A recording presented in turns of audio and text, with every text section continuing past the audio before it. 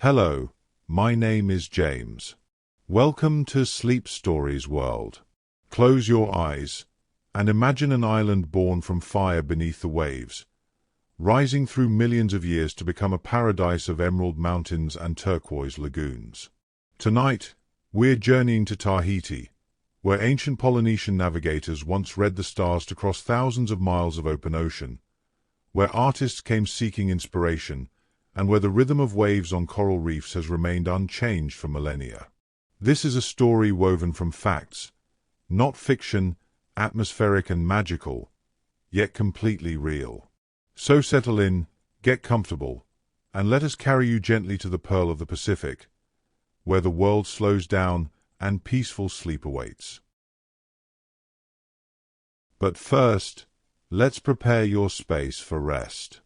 Ensure you're somewhere comfortably cool, dark, and quiet. If you need to adjust anything, your curtains, your temperature, your pillows, please do so now. When you're ready, lie down and let yourself settle into your bed. Feel the weight of your body being supported. You may want to cover yourself with a light blanket as your body relaxes. Now, gently close your eyes. There's nothing you need to see anymore tonight. Your only task now is to be here, allowing yourself to receive the gift of rest. Take a deep breath in through your nose and exhale slowly through your mouth. Breathe in deeply, feeling your chest expand. Breathe out, feeling your body sink deeper into your bed. In and out. With each breath, you're signaling to your body that it's safe to rest. Now, imagine being surrounded by a warm, vibrant light. This light is gentle and comforting, carrying with it a deep sense of peace and safety. As you breathe in, let this warm light fill your chest. As you breathe out, imagine it spreading gently through your upper body. Breathe in, and let the light expand through your shoulders, your arms, your back. Breathe out, and feel it filling your stomach, your neck, your head, every space within you glowing softly. If a thought comes by, acknowledge it like watching a leaf float by on a gentle stream, and then let it drift away. There will be time for those thoughts later. Now is for rest. On your next breath in, let the warm light travel downward. Feel it reach your hips, your thighs, your knees. Breathe out and sense it flowing down to your ankles, to your toes. Every part of you now is surrounded by this gentle, warm glow. You are completely enveloped in comfort and peace.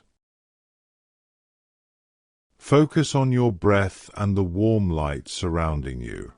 If your mind wanders, simply guide it back, gently, to your breath, to the light. You are safe. You are comfortable. You are exactly where you need to be. As we move into tonight's story, allow yourself to let go even more. Let the words wash over you like a gentle tide. You don't need to follow every detail. Simply receive the story as a gift, a soft companion as you journey towards sleep. And now, let us begin.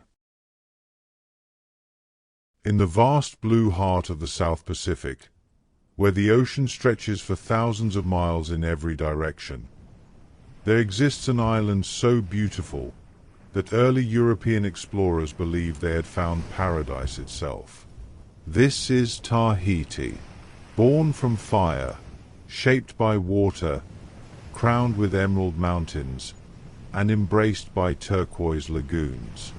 Tahiti rises from the depths of the Pacific like a dream made real.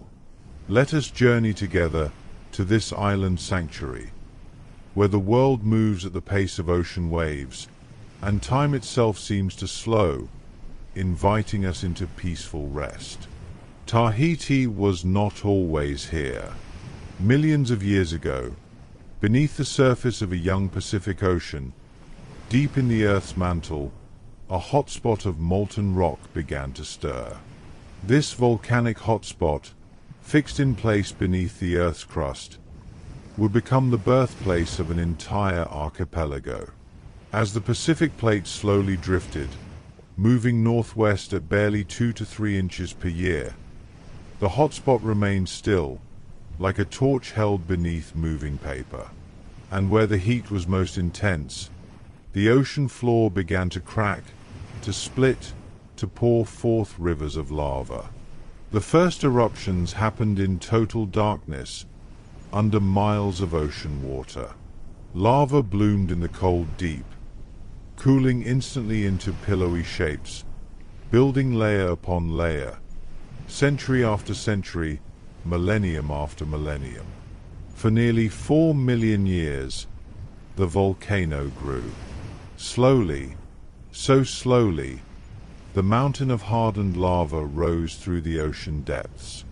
First a seamount, hidden completely beneath the waves, then gradually reaching toward the sunlight, until one day, perhaps 3 million years ago, the summit broke the surface.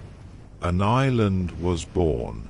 But Tahiti as we know it today is actually 2 islands joined together like a figure 8. The larger northwestern portion, called Tahiti Nui, meaning Big Tahiti, emerged first. The smaller southeastern portion, Tahiti Iti, or Little Tahiti, rose from the sea later, and a low isthmus of land eventually connected them, creating the distinctive shape that makes Tahiti unique among Pacific islands. The volcanic fire that created Tahiti has long since cooled. The hotspot that gave birth to this island continued its work, but the Pacific plate carried Tahiti away northwest toward its inevitable future. Today, that same hotspot creates new islands to the southeast, continuing the work it began millions of years ago. But here, on Tahiti, the volcanism is ancient history. The mountains no longer smoke. The lava no longer flows. And yet, the island remains. From the sea, Tahiti rises dramatically. At the island's heart, volcanic peaks thrust skyward, their jagged summits often disappearing into crowns of cloud. The highest of these, Mount Orohina, reaches 7,352 feet into the tropical sky, making it the tallest peak in French Polynesia. These are not gentle hills, but serious mountains, steep-sided and dramatic, carved by millions of years of rain and wind into cathedral spires and knife-edge ridges. The volcanic rock, once smooth and rounded, has been transformed by time. Water has been the sculptor here. Rain, falling in abundance, sometimes more than 200 inches per year in the mountainous interior, has cut deep valleys into the volcanic stone, creating sheer-walled amphitheaters and gorges of stunning beauty. Some of these valleys, carved over eons, plunge from the mountain heights straight down to the sea, their walls so steep that they remain clothed in pristine rainforest, untouched, accessible only to birds and wind. The ancient Polynesians who first arrived here looked at these mountains with reverence. They were not merely landscape, but the homes of gods, the realm of ancestors, sacred places where the earth touched the sky. Even today, when morning mist clings to the peaks, when clouds drift between the summits like slow-moving spirits, it is easy to understand why. But Tahiti is not only mountains and forest. Around much of the island, like a protective embrace, lies something equally precious, the lagoon. This is not open ocean, but a sheltered realm, a space between the island and the outer reef, where the water glows in shades of blue and green that seem almost unreal in their intensity. The lagoon exists because of the reef, a living barrier of coral that encircles much of Tahiti, built by billions of tiny creatures over thousands of years. The coral polyps, working in silent partnership with algae, extract calcium from seawater and construct elaborate skeletons, which become the foundation for more growth, more life. Over time, this becomes reef. The reef breaks the power of the open ocean swells, allowing the lagoon to remain calm, even when the Pacific beyond surges with waves. In some places, the lagoon extends half a mile from shore, creating a shallow turquoise haven where the water is warm, where the bottom is visible, where life flourishes in the gentle currents. The color of the lagoon, that impossible luminous blue, comes from the white sand bottom, reflecting sunlight back through the clear water. The depth varies, from wading pools near shore to channels deep enough for boats, and the light changes with every variation, creating an ever-shifting palette of blues. To float in Tahiti's lagoon, on a quiet afternoon, with the mountains rising green and dramatic to one side, and the white line of breaking surf marking the reef in the distance, is to understand why this island has captured human imagination for centuries. It is peace made visible. Tahiti lies at approximately 17 degrees south of the equator, far from any continent, in the center of the world's largest ocean. The nearest continental landmass, Australia, lies more than 3,000 miles to the west. South America, more than 4,000 miles to the east. Antarctica, thousands of miles to the south. This isolation, this position far from anywhere else, has shaped everything about the island. The climate here is tropical, but tempered by ocean breezes. The trade winds, those reliable currents of air that blow from the east and northeast, arrive laden with moisture from their journey across thousands of miles of Pacific water. When these winds meet Tahiti's mountains, they rise, they cool, and they release their moisture as rain. This is why the island's interior can receive such tremendous rainfall, while the coastal areas, particularly on the leeward western side, remain comparatively dry and sunny. The temperature, moderated by the surrounding ocean, remains remarkably constant throughout the year. The warmest months, December through March, see average highs around 87 degrees Fahrenheit. The coolest months, July and August, drop only to around 83 degrees during the day. The ocean itself, that vast heat reservoir, never varies much either. Water temperatures hover between 79 and 84 degrees Fahrenheit year-round, warm enough for coral, warm enough for swimmers, warm enough to bathe the island in warmth even through the southern hemisphere's winter. This is a place of eternal summer, where the rhythm of seasons is marked not by temperature, but by rainfall, by the position of the sun, by the subtle changes in wind and wave. Though Tahiti is far from other lands, it is not empty. The forests that clothe the mountain slopes grow thick and lush, fed by abundant rain and year-round warmth. Tree ferns unfurl their fronds in the shaded valleys. Mape trees, with their distinctive clustered nuts, spread their canopies along the lower slopes. Bamboo groves rustle in the breeze, and everywhere, flowers. The tiar flower, Tahiti's most beloved bloom, opens its pure white petals and releases a fragrance that seems to embody the island itself, sweet, gentle, unforgettable. Women tuck these flowers behind their ears, a simple gesture that has been repeated for generations. Hibiscus, in brilliant reds and yellows and pinks, bloom with extravagant abandon. Bougainvillea, introduced by later visitors, now cascades in purple and magenta over walls and fences. The birds here are fewer species than on continental lands, but they are uniquely adapted to island life.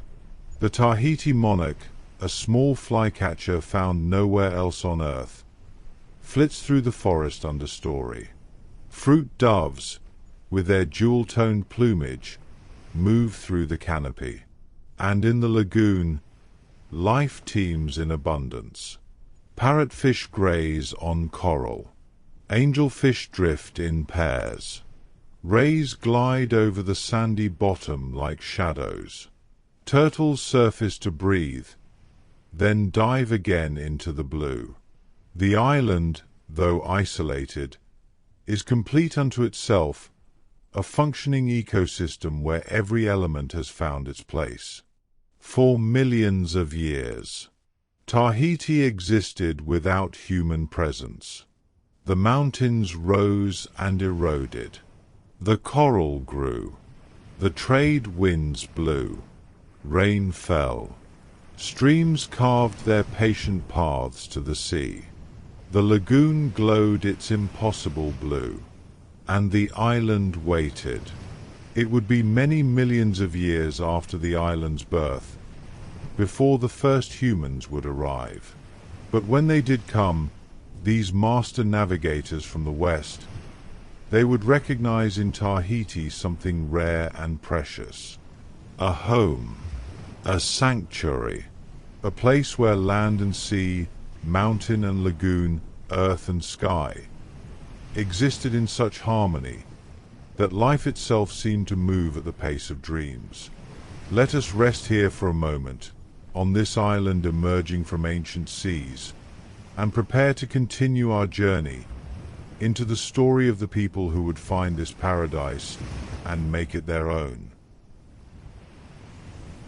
The island waited alone in its ocean vastness for countless millennia. But far to the west, across thousands of miles of Pacific water, a remarkable people were beginning one of humanity's greatest adventures. They were the Polynesians, and they were learning to read the ocean. Imagine a world without maps, without compasses, without GPS or instruments of any kind. Now imagine sailing across thousands of miles of open ocean, with only the stars above, the waves below, and generations of accumulated knowledge passed down through memory and song. This is what the Polynesian navigators accomplished. Beginning around 3,000 years ago, these master seafarers began spreading out from Southeast Asia and the islands of the Western Pacific, moving gradually eastward, discovering and settling island after island, building a maritime culture that would eventually span the largest ocean on Earth. They sailed in double-hulled canoes, vessels that could carry dozens of people along with plants, animals, and provisions for voyages that might last weeks.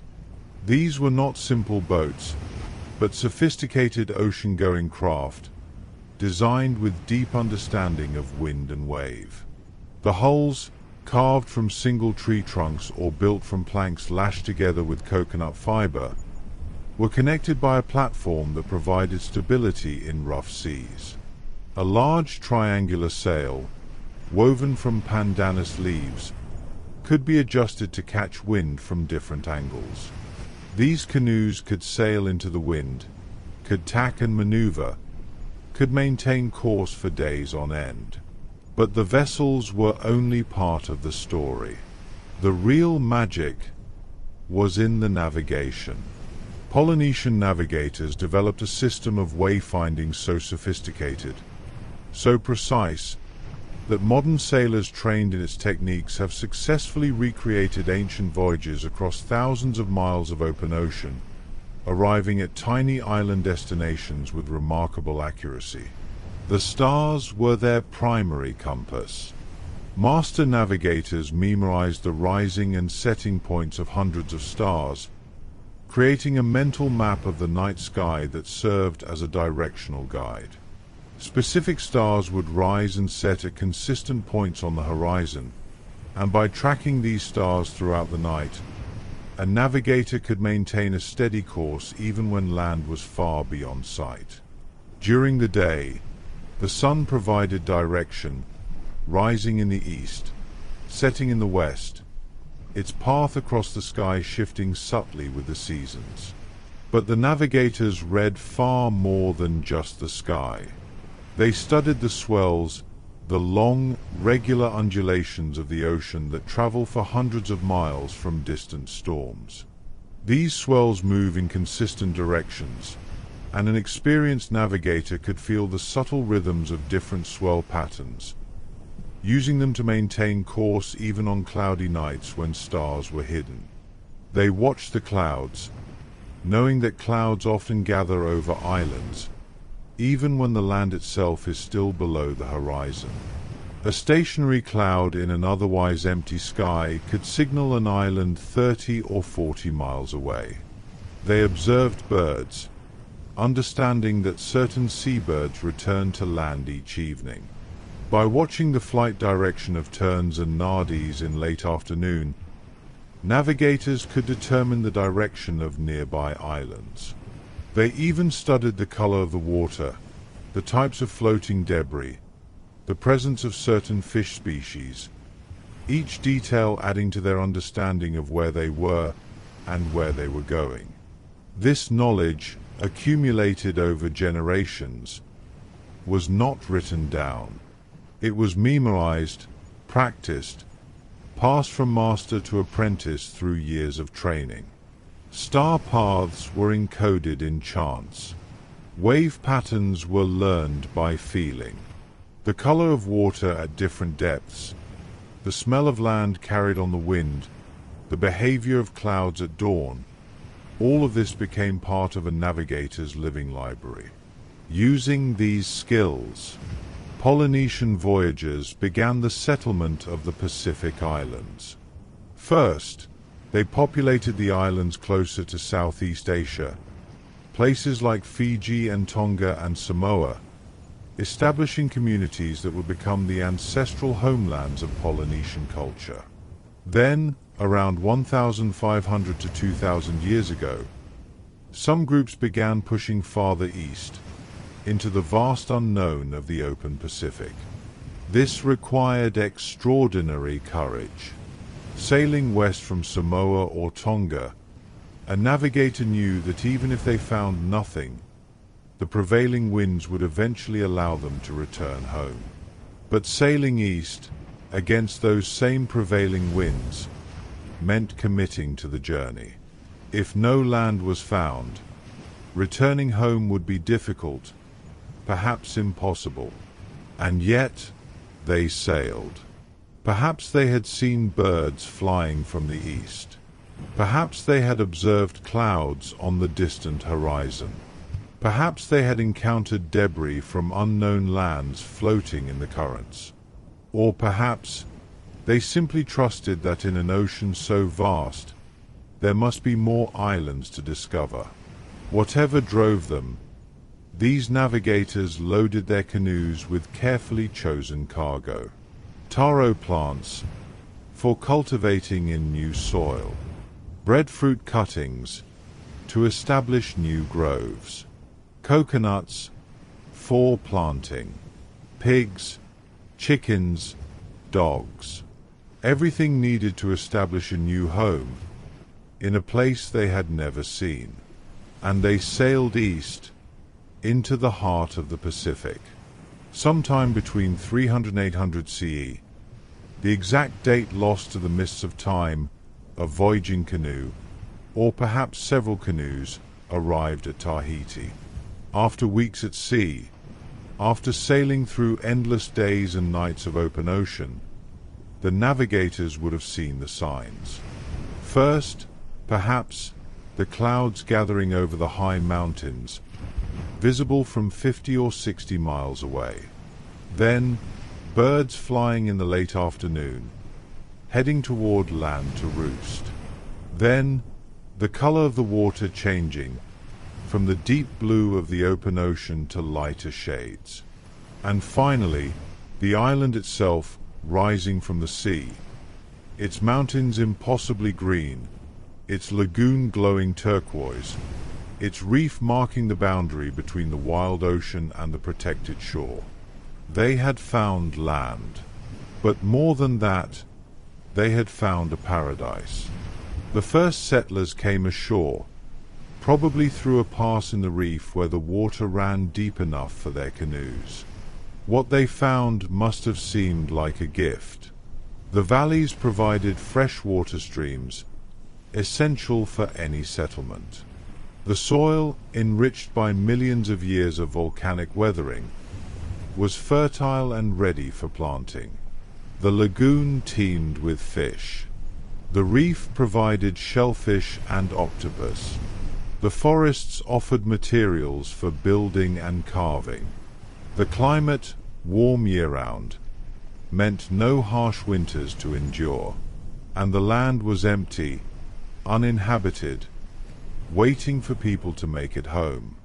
The settlers began the work of establishing their society. They planted the taro and breadfruit they had carried so carefully across the ocean. They built homes using wood from the forests and thatch from palm fronds. They established fishing grounds in the lagoon and reef. They brought with them not just plants and animals, but an entire culture. The Polynesian language they spoke would evolve over generations into Tahitian, but the core vocabulary would remain recognizably related to the languages of Samoa, Tonga, and Hawaii, all descendants of that ancient mother tongue. They brought their stories, their gods, their understanding of the world. The god Oro would become central to Tahitian spirituality. Taroa, the creator god who existed before all things. Tain, god of the forest. Tangaroa, god of the sea. They brought their social structures, the complex system of chiefs and commoners, of sacred protocols and daily life, of family obligations and communal responsibilities. And they brought their art, their love of dance and chant, their skill in carving and tattooing, their aesthetic sensibility that found beauty in pattern and proportion. All of this, carried in memory and practice, was transplanted to Tahitian soil. The settlement grew and flourished. Over the generations, the population expanded. Families established themselves in different valleys, each claiming territory with access to mountain slopes for farming, valleys for habitation, and reef and lagoon for fishing. The island's geography, with its dramatic mountains and separate valleys, encouraged the development of distinct communities, each with its own identity. The settlers developed sophisticated agricultural systems. They created terrace gardens for taro, the starchy root crop that would become a staple food. They cultivated breadfruit trees, which would provide abundant harvests. They grew bananas, sweet potatoes, and yams. In the shallow waters of the lagoon, They built fish traps, stone enclosures that would trap fish with the changing tides. They became expert at fishing the reef, understanding the habits of different species, knowing where to find octopus hiding in rocky crevices, where parrotfish would graze, where larger fish could be caught beyond the reef's edge. They developed distinct crafts. Men carved canoes from the trunks of tamanu trees, shaping the hulls with stone adzes, creating vessels both beautiful and functional. Women made tapa cloth, pounding the inner bark of certain trees into sheets, which could be decorated with natural dyes. The art of tattooing, brought from their ancestral islands, flourished here. Intricate geometric patterns were tapped into the skin using bone combs and natural inks, marking important life transitions, indicating social status, telling the story of a person's achievements and lineage. And the culture of voyaging, though perhaps less urgent now that a home had been found, did not disappear entirely. From Tahiti, new expeditions would eventually launch, sailing north to discover and settle the distant islands of Hawaii, perhaps around 1,000 to 1,200 years ago, and east, to the remote reaches of Rapa Nui, Easter Island, one of the most isolated inhabited places on Earth. Tahiti became not just a destination, but a waypoint, a launching place, a center of Polynesian culture in the heart of the Pacific.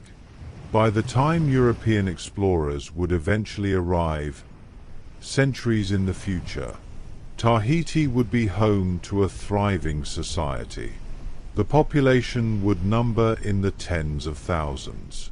Chiefs would rule different districts, presiding over complex social hierarchies. Priests would maintain the sacred sites, the marae, stone platforms where ceremonies honored the gods and ancestors.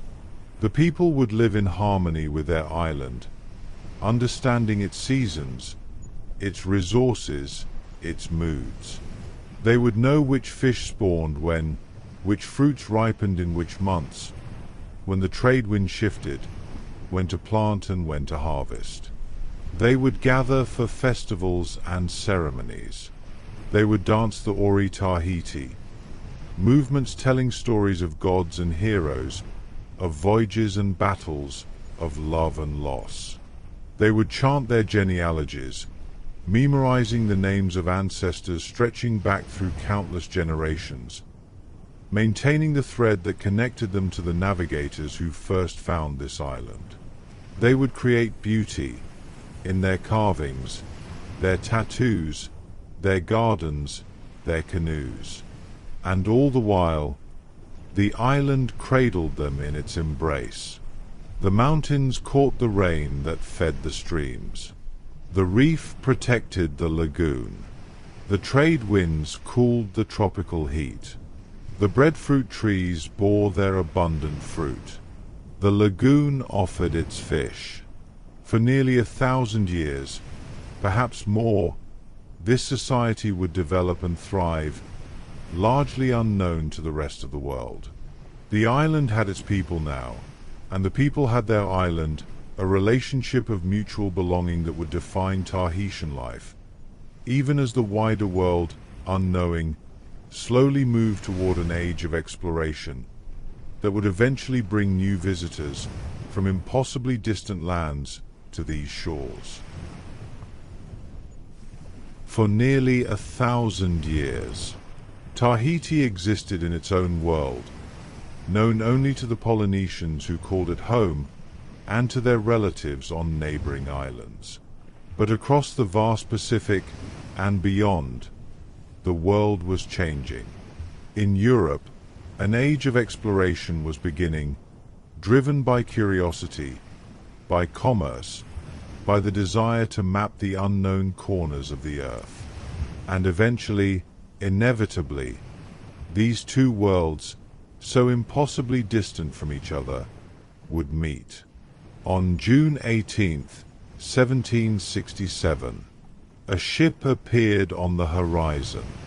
The HMS Dolphin, commanded by Captain Samuel Wallis of the British Royal Navy, had been sailing the Pacific for months, searching for the great southern continent that European geographers believed must exist to balance the landmasses of the northern hemisphere. They had not found a continent, but as dawn broke that June morning, the lookout called out, and the crew rushed to the rails to see what had appeared before them. Mountains, rising green and dramatic from the sea. An island larger than any they had encountered in this part of the Pacific, its peaks shrouded in cloud, its shores fringed with a white line of breaking surf. Wallis had become the first European to lay eyes on Tahiti. As the Dolphin approached, the crew could see canoes putting out from shore, dozens of them, paddled by people whose appearance amazed the European sailors. The Tahitians were tall, well-built, their skin a warm brown, their hair black and often adorned with flowers. The meeting was cautious on both sides. The Tahitians had never seen a ship like this, with its towering masts and complex rigging, its hull larger than any canoe. The Europeans had never encountered people quite like these, living on an island so remote, yet so clearly thriving and sophisticated. After some initial tensions, and one unfortunate conflict, relations improved. Wallis claimed the island for King George III of England, naming it King George's Island, though this name would not endure. The Dolphin stayed for 5 weeks, during which the crew traded with the Tahitians, repaired their ship, and recovered from the scurvy that had plagued them during their ocean crossing. Then they departed, sailing west, carrying news of their discovery back to Europe. But the isolation of Tahiti had ended forever. Less than a year later, in April 1768, another European ship arrived at Tahiti. This was the Boudeuse, commanded by Louis-Antoine de Bougainville, a French explorer who was circumnavigating the globe. Bougainville had no knowledge of Wallis's earlier visit, and believed himself to be the first European to discover the island. He was enchanted. Bougainville stayed for just 9 days, but in that brief time, he fell completely under Tahiti's spell. The island's beauty, the apparent ease and abundance of life there, the friendliness of the people, all of this created in his mind an image of paradise. When he returned to France and published his account of the voyage, he described Tahiti in glowing terms, as a place where people lived in harmony with nature, where food grew abundantly, where the climate was perpetually gentle, where life seemed free from the cares and conflicts that plagued European society. He called the island New Cythera, comparing it to the mythical birthplace of Aphrodite, the Greek goddess of love and beauty. Bougainville's account, published in 1771, became a sensation in Europe. At a time when European philosophers were debating the nature of civilization and the concept of the noble savage, Tahiti seemed to offer living proof that humans could live in a state of natural happiness. The island became famous, romanticized, mythologized. Everyone, it seemed, wanted to know more about this paradise in the Pacific. The most consequential visitor arrived in April 1769. Captain James Cook, already an accomplished navigator and surveyor, had been dispatched by the Royal Navy on a dual mission. Officially, he was to sail to Tahiti to observe the transit of Venus across the Sun, an astronomical event that scientists hoped would help calculate the distance between the Earth and the Sun. But Cook carried sealed orders as well, instructions to search for the mysterious southern continent after completing the Venus observations. The Endeavour. Cook's ship, anchored in Matavai Bay on the northern coast of Tahiti on April 13, 1769. Cook had chosen this location carefully, using Wallace's charts, knowing it offered good anchorage and access to fresh water. The transit of Venus would occur on June 3rd, giving Cook and his crew nearly 2 months on the island. This extended stay would prove significant. Unlike Wallace or Bougainville, who had stayed only briefly, Cook had time to observe Tahitian society in detail, and he had brought with him a team of scientists and artists, including the wealthy botanist Joseph Banks, who were eager to document everything they encountered. Banks and the expedition's Swedish botanist, Daniel Solander, collected specimens of hundreds of plant species, many unknown to European science. The expedition's artists, including Sidney Parkinson, created detailed drawings of plants, fish, birds, and scenes of daily life. Cook himself, with his surveyor's precision, carefully mapped the coastline of Tahiti, creating charts that would be used by navigators for decades to come. But perhaps more importantly, Cook and his crew developed relationships with individual Tahitians. They met Pomare I, who would become a powerful chief. They were assisted by a priest named Tupaia, a man of remarkable knowledge who understood navigation, geography, and the relationships between the various Pacific island groups. Tupaia would eventually join Cook's voyage, serving as interpreter and guide as the Endeavour explored other islands.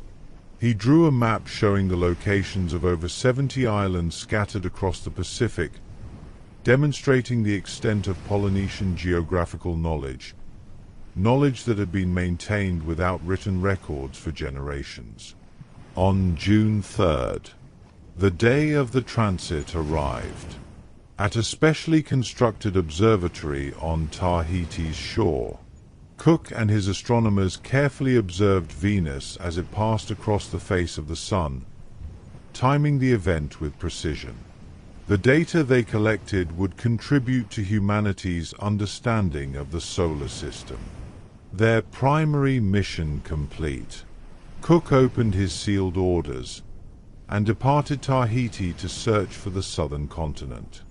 He would return to Tahiti twice more, in 1773 and 1774, during his second and third Pacific voyages. Each visit added to European knowledge of the island and to Tahitian knowledge of the wider world. These early European visits created an unprecedented exchange of information. The Europeans brought new technologies that amazed the Tahitians. Metal tools, especially nails and axes, were prized above all other trade goods. A metal nail could be fashioned into a fishhook far superior to bone. A metal axe could fell a tree in a fraction of the time required with stone tools. The Europeans also brought new plants. They introduced citrus fruits, melons, and other crops from various parts of the world. Some of these would adapt well to Tahitian conditions and become integrated into local agriculture. But the exchange went both ways. The Europeans learned from the Tahitians about survival in the tropics. They learned which local plants could be eaten, how to prepare breadfruit, how to extract coconut milk. They learned about fishing techniques adapted to reef and lagoon environments. And they learned about the broader Pacific. Through conversations with Tahitians like Tupaia, Cook began to understand that the Pacific Islands were not scattered randomly, but were connected by networks of knowledge and kinship. The Tahitians knew about islands hundreds of miles away, could describe their locations relative to the stars, understood which islands were inhabited and which were not. This knowledge, accumulated over centuries of voyaging, was now being translated into European maps and charts, a meeting of two very different traditions of geographical understanding. Following the explorers came others with different intentions. In 1797, the ship Duff arrived at Tahiti carrying 18 Protestant missionaries from the London Missionary Society. These men, mostly artisans and tradesmen rather than ordained clergy, had come with the goal of converting the Tahitians to Christianity. Their arrival marked a new phase in Tahiti's transformation. The early years were difficult for the missionaries. They struggled with the language, with the tropical climate, with cultural differences they found challenging. Some abandoned the mission and left. Others persevered, learning Tahitian, beginning the work of translation, slowly building relationships. Their greatest success came with the conversion of Pomare II, who became King of Tahiti in 1803.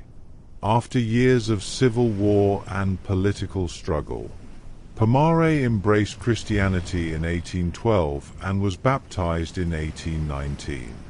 His conversion and his political power helped spread Christianity throughout Tahiti. The missionaries began translating the Bible into Tahitian, a massive undertaking that required creating a written form of a language that had previously existed only in oral form. They established schools, teaching reading and writing. They built churches, and gradually, sometimes through persuasion, sometimes through the political power of converted chiefs, Tahitian society began to change. Traditional religious practices were discouraged or banned. The marae, the sacred stone platforms where ceremonies had been held, fell into disuse. Ancient gods were abandoned in favor of the Christian God. But the missionaries also provided some benefits. They introduced literacy on a wide scale. They provided medical care, though they could do little against the diseases that Europeans had introduced. They documented Tahitian language and culture, even as they worked to change it. But the most devastating impact of European contact was invisible. The Europeans brought diseases against which the Tahitians had no immunity. Influenza, measles, smallpox, typhoid, and other illnesses swept through the population in waves. Captain Cook had estimated the population of Tahiti at around 40,000 people during his first visit in 1769. By 1797, when the missionaries arrived, the population had already declined noticeably. By the 1820s, estimates put the population at around 8,000 to 9,000 people, a catastrophic decline of nearly 80% in just over 50 years. Entire families were wiped out. Communities that had existed for generations disappeared. Traditional knowledge, held by elders who died before they could pass it on, was lost forever. The demographic collapse was compounded by social disruption. Wars between different factions vying for power, often armed with European weapons, added to the death toll. The abandonment of traditional practices, sometimes including agricultural techniques, disrupted food production. The Tahiti that had thrived in isolation for 1,000 years was being transformed by forces its people could not fully control. And yet, the Tahitians adapted, survived, persevered. They learned to navigate this new reality, adopting what was useful from European culture while maintaining threads of their own traditions. They learned to read and write their own language. They incorporated new crops and tools. They found ways to be both Tahitian and part of a wider world. By the 1830s, Tahiti had become a regular stop for ships crossing the Pacific. Whalers called at Papeete, the harbor settlement that was growing into a town on the northwest coast. Merchant vessels stopped to trade. More missionaries arrived. French Catholic missionaries joined the earlier Protestant groups, adding a new dimension to the religious transformation.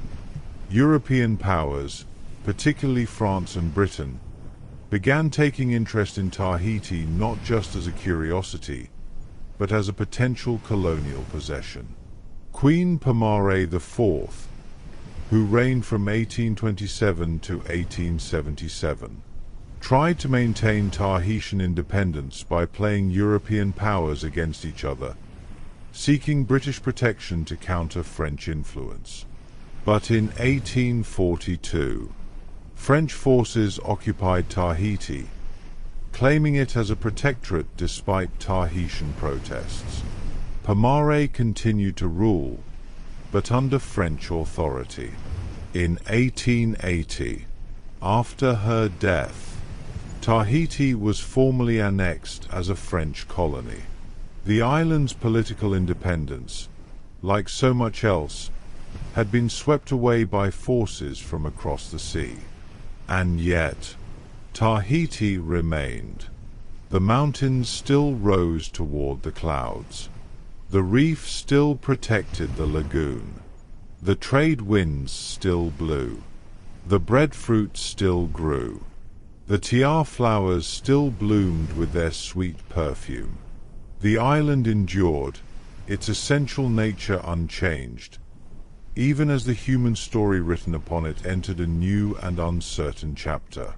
Let us pause here, at this threshold between old and new, and rest in the knowledge that islands, like mountains, like ocean, exist on timescales longer than any human empire, and that some things, some essential beauties, endure through all transformations. As the 19th century progressed, Tahiti began to occupy a unique place in the Western imagination. It was no longer unknown, but it remained remote, exotic, a place that seemed to exist outside the rush of industrial progress that was transforming Europe and America. And to this distant island, drawn by its beauty and its promise of a different kind of life, came artists, writers, and seekers, each hoping to find something they had lost, or perhaps had never known. On June 8, 1891, a 42-year-old French artist stepped off a ship in Papeete harbor. His name was Paul Gauguin. He was not famous, not yet. In Paris, he had struggled to make his mark in the competitive art world, unable to sell his paintings, unable to support his family through his art. He had abandoned a successful career as a stockbroker to pursue painting, a decision that had led to poverty and estrangement from his wife and children. Now, he had fled France altogether, sailing halfway around the world to Tahiti, seeking what he called the primitive, a simpler, more authentic way of life that he believed existed here. What Gauguin found was not quite what he had imagined. Papeete in 1891 was already substantially Europeanized. There were colonial administrators, churches, shops, a bustling harbor where trading vessels came and went. Many Tahitians wore European-style clothing. French was spoken alongside Tahitian. The ancient religious practices had been suppressed. Disappointed by the colonial town, Gauguin moved to the more rural district of Mataya, about 45 kilometers from Papeete, where life moved at a slower pace and Tahitian traditions remained more visible. And there, despite his romantic misunderstandings of Tahitian culture, despite his troubled personal life and often exploitative behavior, Gauguin began to paint. The paintings Gauguin created in Tahiti would change art history. He worked with bold, flat areas of color, purples and oranges and deep greens, hues that seem to vibrate with tropical intensity. He simplified forms, reducing landscapes and figures to their essential shapes, creating compositions that felt both decorative and deeply emotional. His subject matter was Tahitian life as he observed it, and as he imagined it. Women sitting beneath breadfruit trees, figures resting in the shade, the bright flowers, the deep shadows, the quality of light that seemed so different from the grey skies of Paris. But Gauguin also painted his own mythology of Tahiti, incorporating ancient Polynesian gods and symbols, creating a vision of the island that mixed observation with fantasy, present reality with an imagined past. He painted works like Ia Arana Maria, which depicted the Annunciation in a Tahitian setting, with Tahitian figures replacing the traditional European imagery of the Virgin Mary. He painted Monaro Tupapau, or The Spirit of the Dead Watching, a work that combined Tahitian beliefs about ancestral spirits with his own artistic vision. These paintings were not documentary records. They were Gauguin's interpretation, his response to the island, filtered through his artistic sensibility and his need to create something radically different from the academic art that dominated European galleries. During his first stay in Tahiti, which lasted from 1891 to 1893, Gauguin produced nearly 80 paintings, along with numerous drawings and woodcuts. When he returned to France in 1893, he brought these works with him, hoping they would finally bring him the recognition he craved. The reception was mixed. Some critics dismissed his work as crude and primitive. Others found it fascinating, a bold new direction in art. Gauguin held an exhibition, which was not a financial success. He struggled again in Paris, feeling alienated from French society, longing to return to what he now considered his true home. In 1895, he sailed back to Tahiti, and except for one brief return to France, he would spend the rest of his life in French Polynesia. Gauguin died in 1903, in the Marquesas Islands, far from the art world capitals where his influence would eventually be felt. At the time of his death, he was still largely unrecognized, still struggling with poverty and illness, still convinced that the world had failed to understand his genius. But in the decades after his death, Gauguin's reputation grew. His bold use of color influenced the Fauvist movement in France. His willingness to abandon realistic perspective, to flatten forms and use color expressively rather than descriptively, helped pave the way for modern art. Artists like Henri Matisse, Pablo Picasso, and countless others studied his work and learned from his innovations. And his paintings of Tahiti, however problematic their creation, however mixed with fantasy and misunderstanding, became some of the most recognizable images in Western art. Today, paintings that Gauguin could not sell during his lifetime fetch tens of millions of dollars at auction. His work hangs in the world's greatest museums.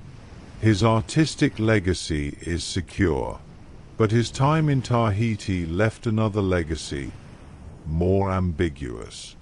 Gauguin helped cement in Western imagination a particular vision of the South Pacific, a paradise of color and warmth and sensuality, a place outside of time, a refuge from modern civilization.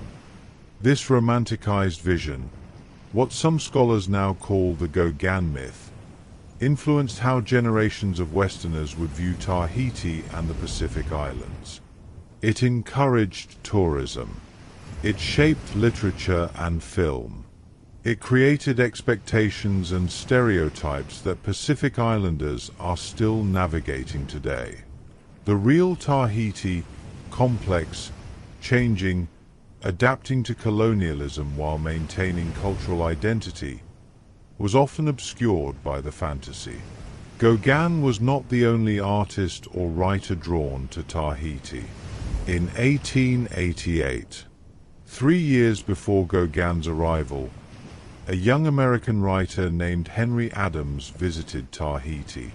Adams, grandson and great-grandson of U.S. presidents, was traveling the Pacific after the death of his wife, seeking distraction from grief. He spent time in Tahiti learning about Polynesian culture and mythology, collecting oral histories, documenting traditions that were rapidly disappearing as Western influence increased.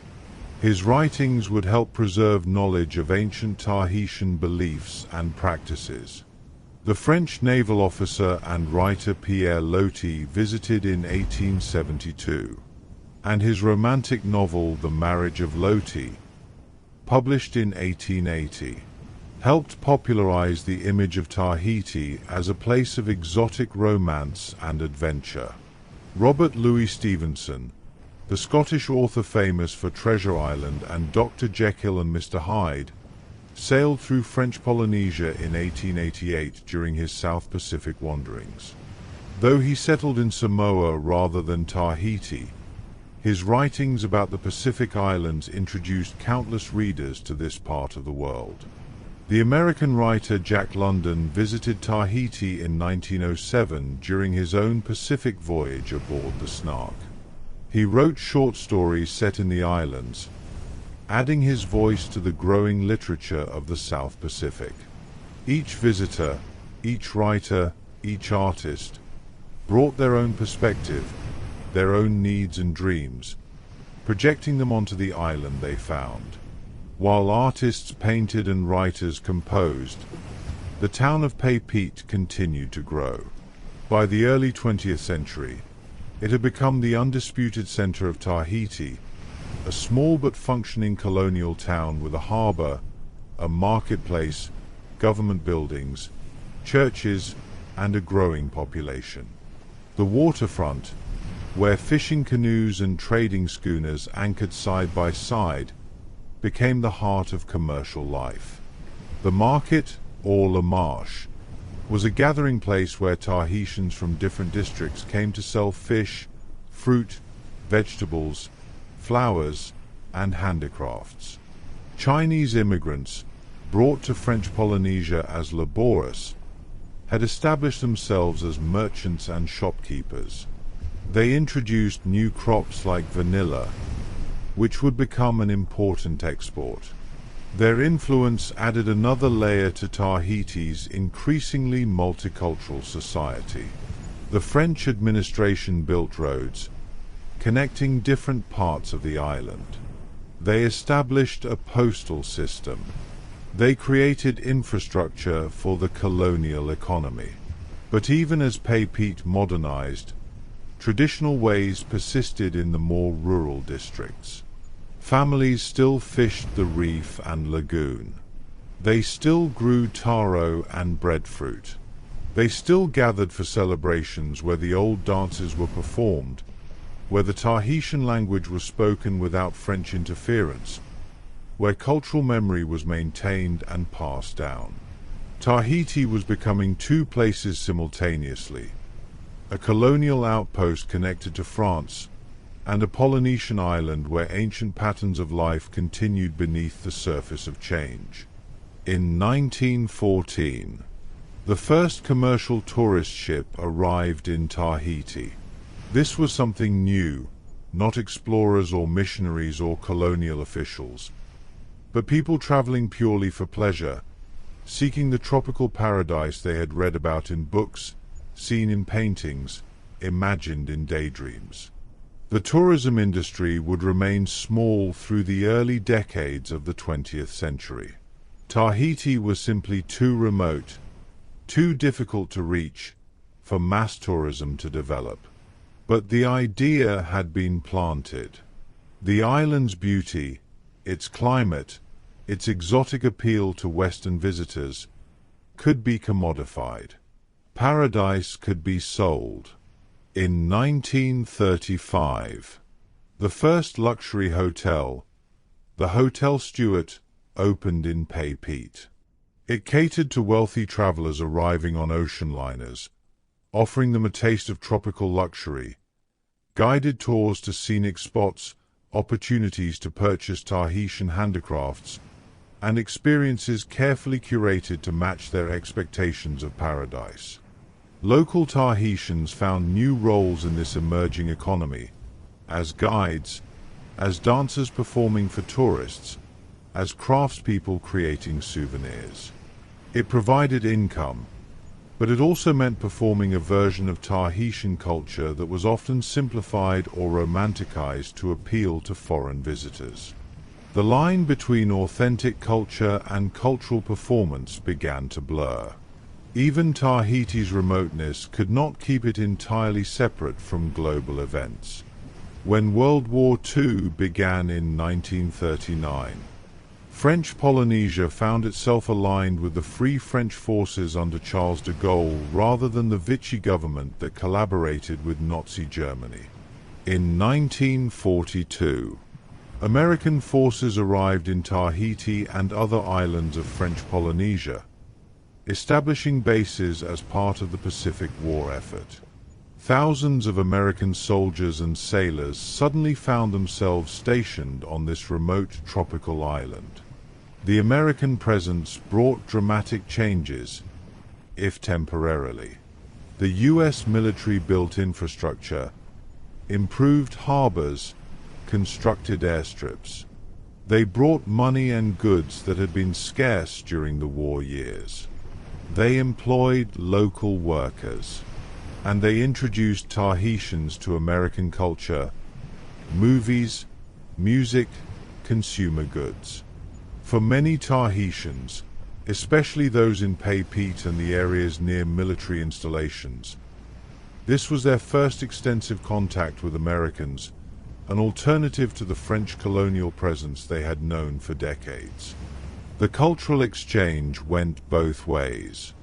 American soldiers, far from home, found in Tahiti a respite from the war, a place of beauty and relative peace. Some married Tahitian women. Some formed lasting friendships. Many carried memories of the island back to the United States after the war, spreading awareness of Tahiti in Middle America. When the war ended in 1945, the American forces departed, but their impact lingered. The infrastructure remained. The exposure to American culture influenced Tahitian tastes and aspirations. And in the United States, more people than ever before had personal knowledge of Tahiti. The stage was being set for the tourism boom that would come in later decades. As the 20th century progressed, there was growing awareness, both among Tahitians and sympathetic outsiders, that traditional culture was endangered. Efforts began to preserve and revive traditional practices before they disappeared entirely. The art of Polynesian navigation, the ancient wayfinding techniques that had enabled the settlement of the Pacific, was being documented by anthropologists and historians. They interviewed elderly Tahitians who still remembered the old knowledge, recording star paths and wave patterns before this wisdom was lost. Traditional dance forms, which had been suppressed by missionaries in the 19th century, were being revived and taught to younger generations. The Ori Tahiti, with its distinctive hip movements and hand gestures, was reclaimed as a source of cultural pride. The Tahitian language, which had been discouraged in schools during much of the colonial period, was being taught and celebrated. Dictionaries were compiled. Literature was written. Radio programs broadcast in Tahitian. It was a race against time, an effort to hold on to cultural identity even as modernization and globalization pressed in from all sides. And the island itself, the physical place, remained central to this identity. The mountains, the lagoon, the reef, these were not just scenery, but part of what it meant to be Tahitian. The land and the people were intertwined, as they had been since the first navigators arrived, as they would continue to be, regardless of what political changes might come. Let us rest here, in this space between past and future, where artists painted their dreams, where cultures mixed and merged, where an island continued its patient existence, adapting, enduring, remaining somehow itself despite all transformations. The second half of the 20th century would bring changes to Tahiti more rapid and dramatic than anything the island had experienced in its entire human history. Political transformations, economic shifts, technological revolutions, all would reshape life on this Pacific island. And yet, through it all, the essential spirit of the place would find ways to endure. In 1960, something extraordinary happened in Tahiti. After years of construction, the FAA International Airport opened on reclaimed land just west of Papeete, creating the first runway in French Polynesia capable of handling large commercial aircraft. This single piece of infrastructure, more than any other, transformed Tahiti's relationship with the rest of the world. Before the airport, reaching Tahiti required a long sea voyage, weeks aboard a passenger ship, with stops at various Pacific islands along the way. The journey itself was part of the experience, a gradual transition from the familiar world to this remote paradise. The small number of visitors who made this journey came prepared for adventure, expecting remoteness. But with jet aircraft, everything changed. Suddenly, Tahiti was just hours away from California, from Australia, from Japan. What had been a weeks-long voyage became an overnight flight. The psychological distance collapsed along with the physical distance. The first jet service, operated by the French airline TAI, began in 1960 with flights from Los Angeles. Soon, other airlines added routes. The number of visitors began to climb steadily. In 1961, approximately 4,000 tourists visited Tahiti. By 1970, that number had grown to over 40,000 annually. The age of mass tourism had arrived, and Tahiti would never be quite the same. To accommodate the growing number of tourists, the island needed hotels, restaurants, infrastructure, entertainment. The most dramatic development came in 1961, when two American businessmen opened a luxury resort on the island of Moorea, just across the channel from Tahiti. But it was what happened in Tahiti itself that would set the pattern for South Pacific tourism. In 1968, the Hotel Tahiti, a modern high-rise hotel, opened near downtown Papeete. This was followed by other hotels along the west coast, each trying to capture the perfect balance between modern comfort and tropical ambience. But the real innovation came with the development of the overwater bungalow. While overwater structures had long been part of traditional Polynesian architecture, using them for tourist accommodation was new. The concept was pioneered in the Society Islands in the 1960s, creating a type of accommodation that would become synonymous with luxury tropical tourism worldwide. These bungalows, built on stilts over the lagoon, offered guests direct access to the water, glass floor panels for viewing fish swimming below, privacy, and an immersive experience of living over the sea. The design was brilliant marketing, offering something that couldn't be replicated in landlocked destinations, something uniquely Pacific, uniquely Tahitian. Today, overwater bungalows are found throughout the tropical world, but they began here, in these islands, as a way of allowing visitors to experience the lagoon's beauty in the most intimate way possible. But tourism was not the only thing transforming Tahiti in the 1960s. In 1963, France announced plans to establish a nuclear testing facility in French Polynesia. The first tests would take place not on Tahiti itself, but on the distant atolls of Mururoa and Fangatofa, over 700 miles to the southeast. Between 1966 and 1996, France conducted 193 nuclear tests in French Polynesia.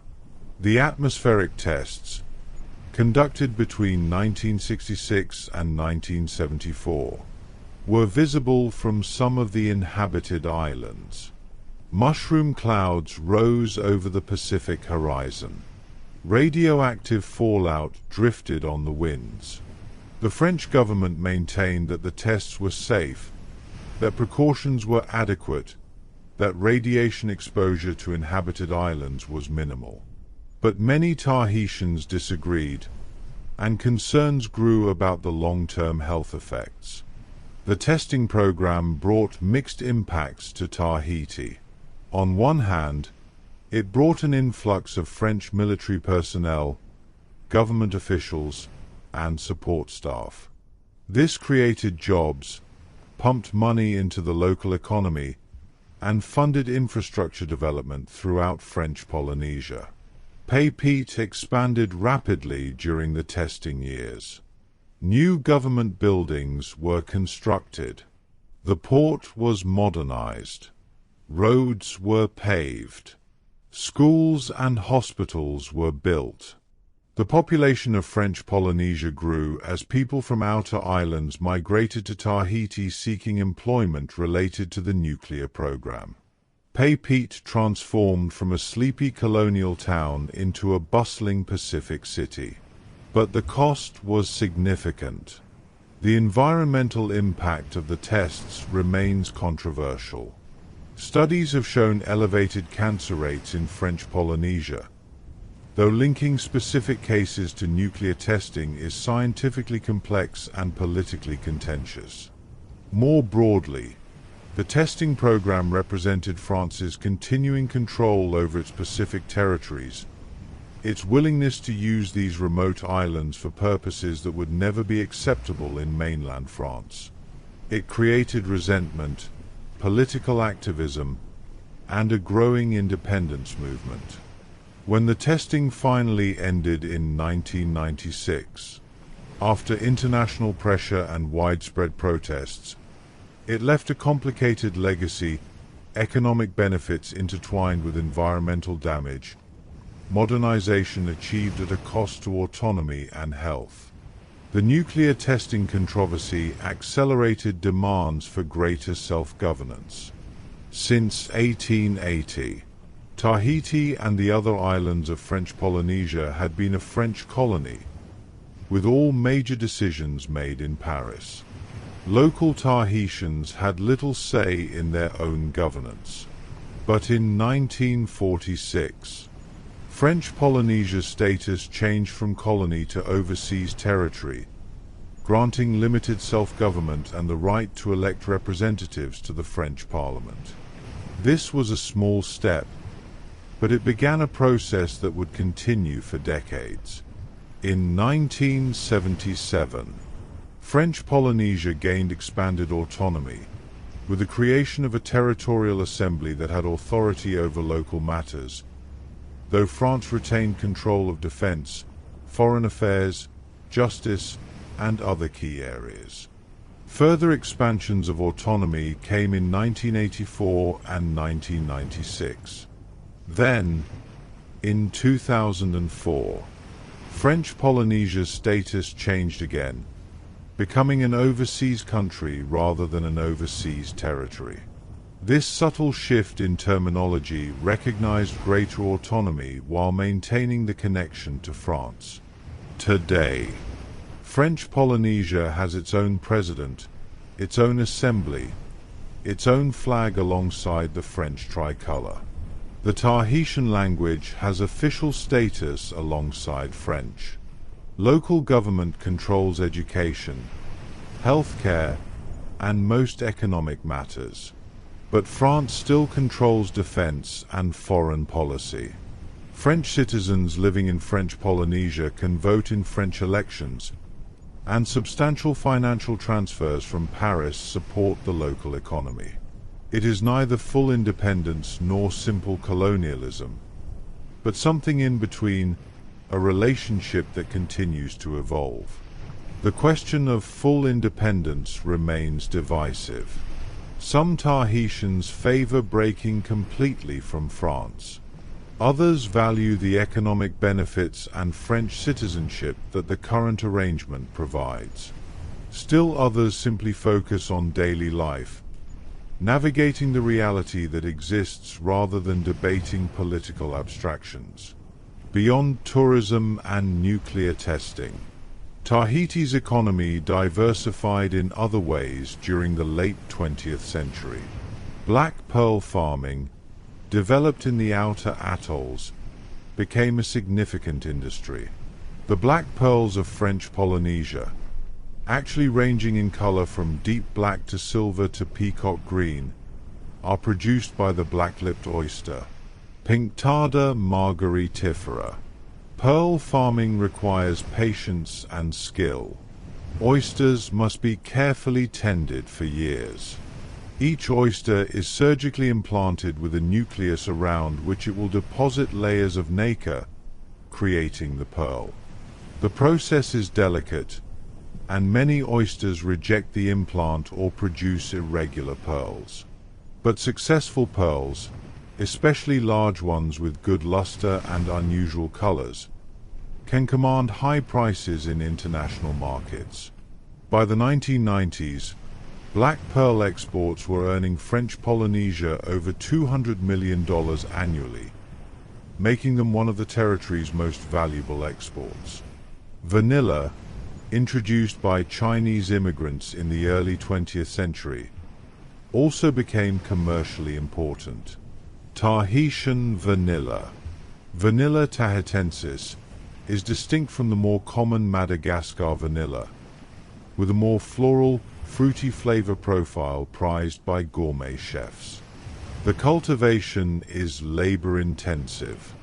Vanilla orchids must be hand-pollinated, each flower opening for just one day. The beans must be carefully cured over months to develop their characteristic flavor and aroma. But in international markets, Tahitian vanilla can command premium prices, providing income for farmers on several islands. Fishing, always central to island life, also modernized. While traditional lagoon and reef fishing continued, commercial fishing operations developed, targeting tuna and other species in the deep ocean beyond the reefs. Some of this catch is consumed locally, but much is exported, particularly to Japan, where Pacific tuna is highly valued. In the 1990s and early 2000s, another transformation came to Tahiti. The Internet arrived, connecting the island to global information networks. Email replaced letters that once took weeks to arrive by ship. Websites allowed Tahitian businesses to reach global markets. Social media connected Tahitian families scattered across different islands and different countries. The first underwater fiber optic cable connecting French Polynesia to the global internet arrived in 2010, dramatically improving connection speeds and reliability. Suddenly, Tahiti was no longer quite so remote, at least not in the digital realm. A hotel owner in Papeete could update booking information in real time. A pearl farmer on a remote atoll could check international market prices. A Tahitian musician could share their work with audiences worldwide. Students could access online courses from universities around the world. The psychological relationship with distance changed again, as it had with the airport, but this time in a purely informational way. You could still only reach Tahiti by plane or boat, still needed hours of flight time, but you could be in constant communication with the island, could see it through webcams, could follow Tahitian social media, could maintain relationships across the distance in ways that would have seemed like magic to earlier generations. As Tahiti modernized, concerns about cultural preservation intensified. In 1985, the first Heva I Tahiti, a major cultural festival, was formalized as an annual event. The Heva, which takes place each July around Bastille Day, celebrates Tahitian culture through traditional dance competitions, singing, sports, and craft demonstrations. The dance competitions are particularly important. Groups spend months preparing, creating elaborate costumes, choreographing performances that tell traditional stories, training dancers in the precise movements and rhythms of Ori Tahiti. These competitions have helped maintain and revive traditional dance forms. Young Tahitians who might otherwise have little connection to their cultural heritage learn ancient movements, wear traditional costumes, participate in communal artistic expression. The Heva has become a focal point for cultural pride, a statement that Tahitian culture is not just a tourist attraction or a relic of the past, but a living tradition. Similarly, efforts to promote the Tahitian language intensified. Schools began offering more instruction in Tahitian alongside French. Books and magazines published in Tahitian. Radio and television programs broadcast in the language. In 1996, the Academy Tahitian was established to standardize and promote the Tahitian language, developing consistent spelling and grammar rules, creating new vocabulary for modern concepts, and generally working to ensure the language could function in the contemporary world. These efforts have had mixed success. French remains dominant in government, business, and higher education. Many young Tahitians are more comfortable in French than Tahitian, but the language survives, and the commitment to preserving it has never been stronger. With development came increasing awareness of environmental challenges. The coral reefs, which protect the lagoons and support countless species, face threats from pollution, coastal development, and climate change. Rising ocean temperatures cause coral bleaching, where stressed corals expel the symbiotic algae they need to survive. Overfishing in some areas has depleted fish stocks. Coastal development has destroyed some traditional fishing grounds and altered water flow patterns in lagoons. Invasive species, brought accidentally on ships or deliberately introduced, have disrupted native ecosystems. The Myconia plant, introduced as an ornamental, has spread aggressively through Tahiti's forests, crowding out native plants. In response, conservation efforts have grown. Marine protected areas have been established to allow fish populations to recover. Regulations limit coastal development in sensitive areas. Programs work to remove invasive species and protect endangered native plants and animals. Climate change poses the ultimate challenge. Rising sea levels threaten low-lying areas. More intense storms could damage reefs and infrastructure.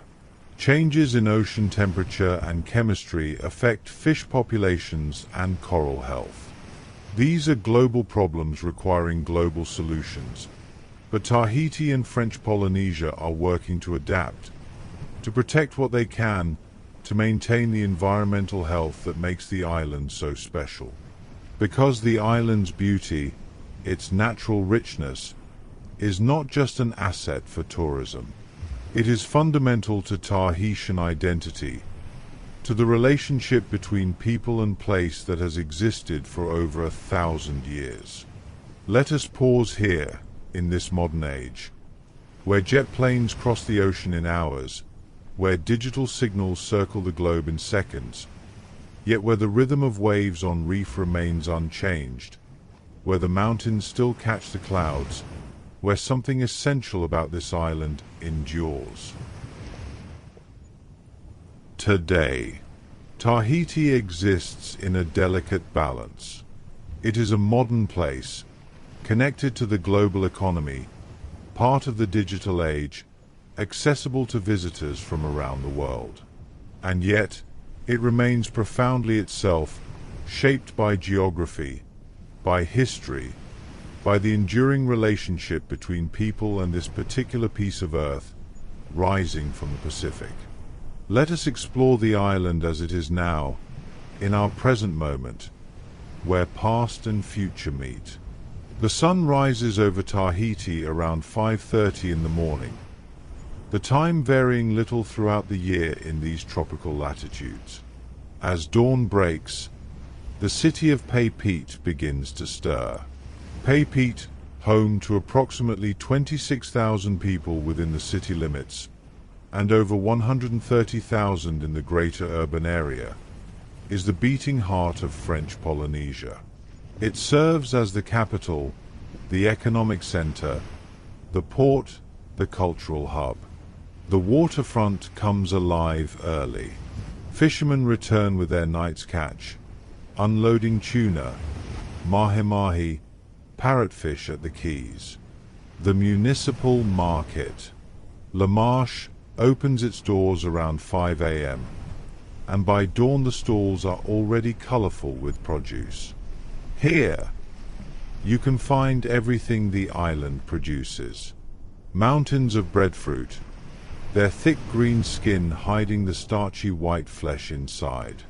Bunches of FEI bananas, smaller and more flavorful than commercial varieties, their flesh tinged orange. Papayas, mangoes, soursop, passion fruit. Root vegetables like taro and sweet potato. The flower vendors arrange their displays. Tiar blossoms by the hundreds, hibiscus in every color, orchids, bird of paradise. The scent is intoxicating, sweet and fresh, mixing with the salt smell of the nearby harbor. Handicraft stalls offer woven pandanus baskets, carved wooden tiki figures, shell jewelry, perios, the colorful wraparound garments that have become a symbol of Tahitian life. Some items are made locally by traditional methods, others are imports from Asia, and the discerning shopper learns to tell the difference.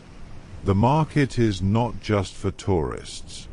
Local families do their shopping here too, greeting friends, catching up on news, participating in a daily ritual that has remained largely unchanged even as the city has modernized around it. By 7 a.m., the market is bustling, a symphony of French and Tahitian, of haggling and laughter, of commerce and community. Beyond Tahiti, life moves at a different pace. The island is encircled by a coastal road approximately 114 kilometers around that connects the various districts. This road winds between mountain and sea, passing through villages, past churches, alongside beaches and points where the reef comes close to shore. In the more rural districts, many people still live in ways their grandparents would recognize. Families maintain gardens where they grow taro, breadfruit, bananas, vegetables, not necessarily for commercial sale, but for their own tables, maintaining food security, staying connected to the land. Fishing continues as both livelihood and tradition. Men wade the lagoon at dawn with nets. They dive the reef with spears. They take boats beyond the reef to deeper water where tuna run. The catch feeds families, with surplus sold at roadside stands or to restaurants in Tahiti. Extended family, or aga in Tahitian, remains central to social life. Multiple generations often live in close proximity, if not in the same house, then in houses on the same family land. Grandparents help raise grandchildren. Cousins are as close as siblings. Family obligations extend wide, creating networks of mutual support. Sunday is still observed as a day of rest and church attendance. Christianity, introduced by those missionaries over 2 centuries ago, has been thoroughly integrated into Tahitian life. Churches, ranging from small Protestant chapels to the impressive Catholic cathedral in Tahiti, fill with congregations singing hymns in Tahitian, creating music that blends European melodies with Polynesian harmonies. After church, families gather for Sunday lunch, often elaborate affairs featuring traditional foods, roasted pig cooked in an earth oven, or a himare, raw fish salad, or poisson cru, breadfruit, and whatever else the land and sea have provided. These rhythms, planting and harvesting, fishing and feasting, gathering and celebrating, connect modern Tahitians to their ancestors, creating continuity across generations. But life in modern Tahiti is not simple, and economic challenges create stress. The cost of living in French Polynesia is among the highest in the world. Almost everything must be imported, from fuel to food to manufactured goods, and shipping costs add substantially to prices. A simple basket of groceries that might cost $50 in California or Australia could easily cost $100 or more in Tahiti. Housing is expensive. Electricity costs are high. The average monthly salary is modest, roughly equivalent to 1,800 to 2,000 euros, or about $1,900 to $2,100 US dollars for many workers. This creates pressure. Young people, unable to find well-paying jobs, sometimes leave for France or New Zealand or Australia, seeking opportunities not available at home. This brain drain, the loss of educated young people, weakens the local economy and fragments families. French Polynesia depends heavily on financial transfers from France, over €1 billion annually in direct transfers and another billion in spending by French military and civil service personnel stationed in the territory. This money supports the local economy, funds government services, maintains infrastructure. But it also creates dependency. The islands cannot currently support themselves economically without French assistance. This reality complicates discussions of independence, because full sovereignty would require replacing French funding with local revenue, a daunting challenge for a small island economy. Tourism provides critical income, employing thousands directly in hotels, restaurants, tour operations, and indirectly in many other sectors. In 2019, before the COVID-19 pandemic, French Polynesia received approximately 240,000 visitors, contributing significantly to the economy. But tourism is also vulnerable. Economic downturns in source countries reduce visitor numbers. Natural disasters can close hotels. Pandemics, as the world learned, can shut down international travel entirely. The challenge is diversification, developing economic activities beyond tourism and French transfers, while preserving the environmental and cultural qualities that make Tahiti special. Education in French Polynesia follows the French system, with instruction primarily in French, though Tahitian language classes are also offered. The University of French Polynesia, established in 1987, is located in Faa, near Papeete. It offers undergraduate and graduate programs in various fields, from Pacific Island studies to business to science, serving approximately 3,500 students. But for advanced degrees in many fields, students must travel to France, Australia, or New Zealand. This creates both opportunity and difficulty. Those who go abroad gain education and experience, but many do not return, settling in places with more economic opportunities. Those who do return often find limited positions available that match their qualifications. The territory has made efforts to expand educational opportunities.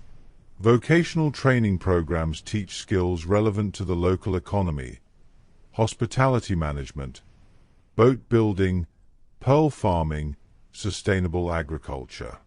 Distance learning, enabled by improved internet connectivity, allows some students to pursue degrees from foreign universities while remaining in Tahiti. And there are success stories. Tahitian entrepreneurs have built successful businesses. Tahitian artists, musicians, and writers have gained international recognition. Tahitian scientists contribute to research on coral reefs, climate change, and Polynesian navigation. The talent exists. The challenge is creating enough opportunities to retain that talent locally. Tahitians are increasingly aware that their environment is both their greatest asset and their greatest responsibility. In 2002, French Polynesia created the largest marine protected area in the world at that time, the Toau Marine Protected Area, though it has since been surpassed by other nations. But this demonstrated commitment to ocean conservation. In 2018, French Polynesia created a massive marine managed area encompassing nearly 2 million square miles of ocean, roughly the size of Western Europe. While not a complete no-take reserve, the area has regulations designed to protect marine life and ensure sustainable fishing. Coral reef monitoring programs track the health of reefs around Tahiti and other islands. Scientists document coral bleaching events, measure water quality, study fish populations, trying to understand how these complex ecosystems are responding to climate change and other pressures. Community-based conservation efforts, or rahui in Tahitian, have been revived in some areas. These temporary bans on fishing in specific areas, a traditional practice, allow fish stocks to recover before fishing resumes. On land, efforts continue to combat invasive species. The Myconia plant that has spread through Tahiti's forests is targeted for removal, though complete eradication seems unlikely. Native plants are propagated and planted to restore degraded areas. Waste management is an ongoing challenge. As consumption increases, so does trash. Recycling programs exist but are not comprehensive. Plastic pollution, a global problem, affects Tahiti as it does coastlines everywhere. But awareness is growing. Schools teach environmental education. Community groups organize beach cleanups.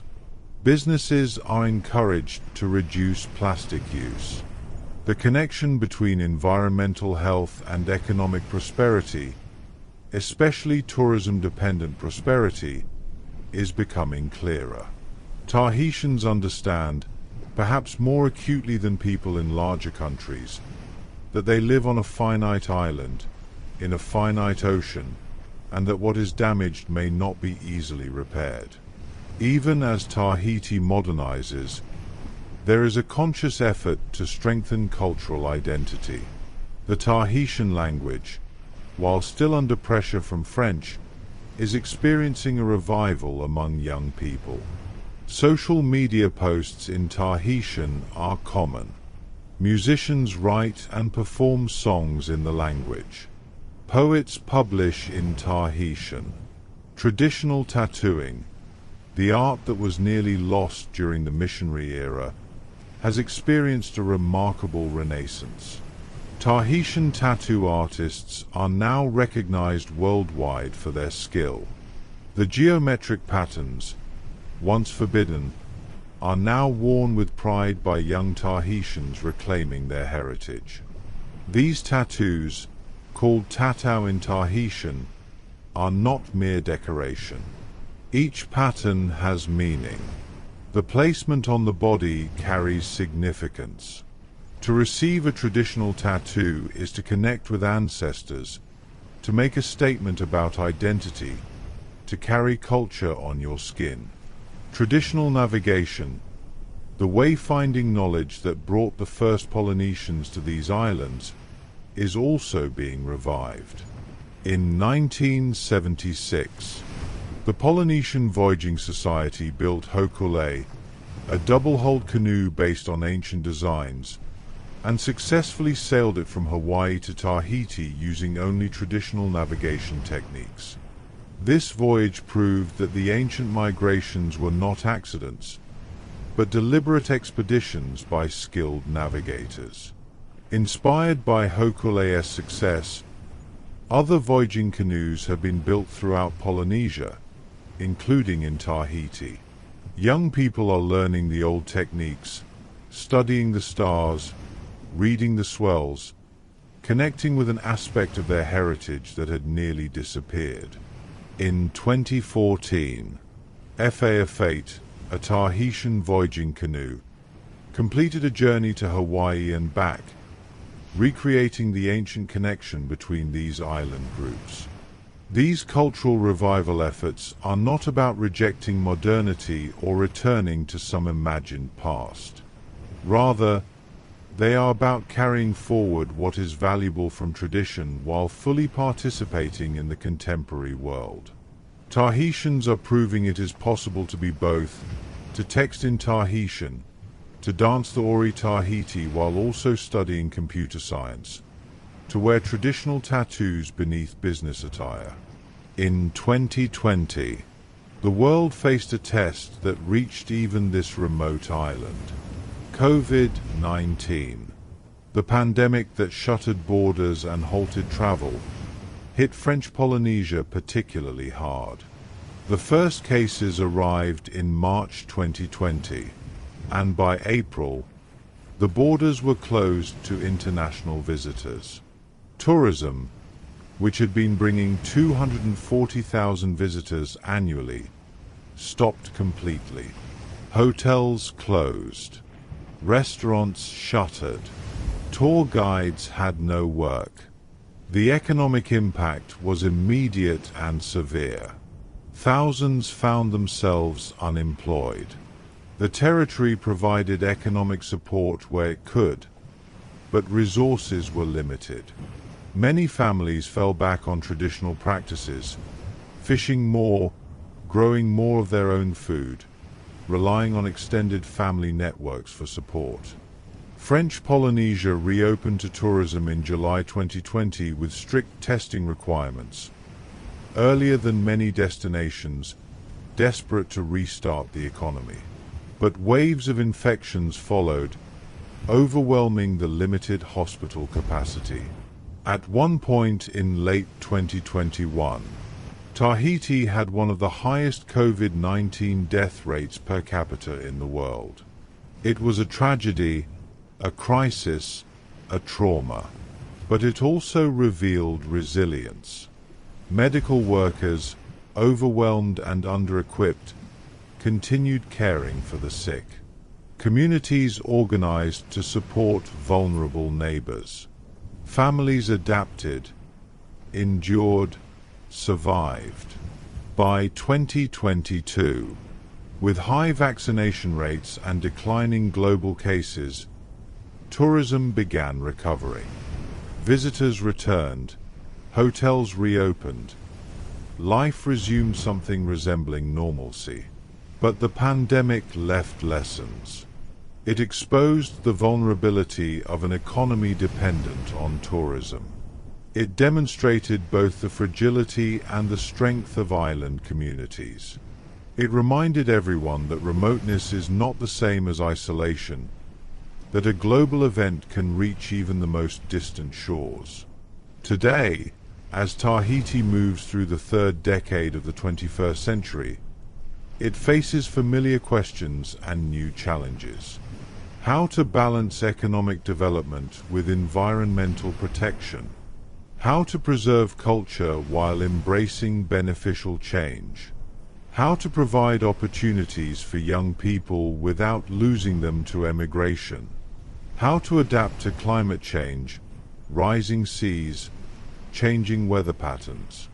These are not simple questions, and they have no easy answers. But Tahitians have faced challenges before.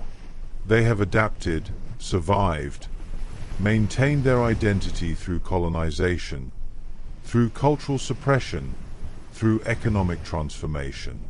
The island itself remains a source of strength. The mountains still stand. The reef still breaks the waves. The lagoon still glows its impossible blue. The trade winds still blow. The tiar flowers still bloom. And in that continuity, in that endurance, there is hope. Let us rest here, in the present moment, on an island that is both ancient and new, both traditional and modern, both itself and part of a larger world, an island that continues its patient existence, adapting, enduring, becoming. As our journey through Tahiti draws toward its close, let us turn our attention to the rhythms that remain constant, the patterns that connect past to present, the essence of this island that endures beneath all change. These are the eternal things, the daily miracles, the quiet beauty that makes Tahiti not just a place, but a feeling, a state of being. The Pacific Ocean surrounding Tahiti covers approximately 63 million square miles, making it larger than all of Earth's land area combined. Tahiti sits near the center of this vast expanse, cradled by water that stretches to every horizon. The ocean here is not uniform, but composed of layers and zones, each with its own character, its own life. Beyond the reef, in the deep water that sailors call the blue, the ocean floor drops away dramatically. Just a few miles from shore, the depth reaches over 13,000 feet. This is the realm of open ocean creatures, tuna and marlin, dolphins and whales, sharks that cruise the depths. Humpback whales visit these waters from July through November, having migrated thousands of miles from feeding grounds in Antarctica. They come to the warm tropical waters to mate and give birth, their haunting songs echoing through the ocean depths. Spinner dolphins, named for their acrobatic leaps and spins, are frequently seen in pods near shore, especially in the early morning. They hunt at night in deep water, then return to shallow bays during the day to rest and socialize. The reef itself, that ring of coral encircling much of the island, is among the most biodiverse ecosystems on Earth. Scientists estimate that a single healthy coral reef can support over 4,000 species of fish, plus countless invertebrates, algae, and other organisms. The coral polyps, those tiny animals that build the reef, exist in partnership with zooxanthellae, microscopic algae that live within the coral tissue. The algae photosynthesize, producing sugars that feed the coral. In return, the coral provides the algae with protection and access to sunlight. This partnership, refined over millions of years of evolution, is delicate. Water that is too warm causes the coral to expel the algae, a phenomenon called bleaching. Without their algal partners, the corals slowly starve. Climate change, warming the oceans, threatens this ancient partnership, and with it, the entire reef ecosystem. But for now, on a calm day, when you float in the lagoon and look down through crystalline water, you can see the reef in all its complexity. Brain corals creating rounded sculptures. Staghorn corals branching like underwater forests. Plate corals forming shelves and terraces. And moving through this underwater garden, an endless parade of life. Parrotfish grazing on algae, their beaks scraping audibly against the coral. Angelfish in brilliant blues and yellows. Wrasses darting between coral heads. Octopuses hiding in crevices, changing color to match their surroundings. The ocean, patient and powerful, continues its work, building, sustaining, embracing the island it created millions of years ago. While the ocean surrounds, the mountains define. Tahiti's volcanic peaks, though extinct for millions of years, continue to shape everything about the island. The highest peak, Mount Orohina at 7,352 feet, is often hidden in clouds. These clouds form when moisture-laden trade winds rise up the mountainside, cool, and release their water.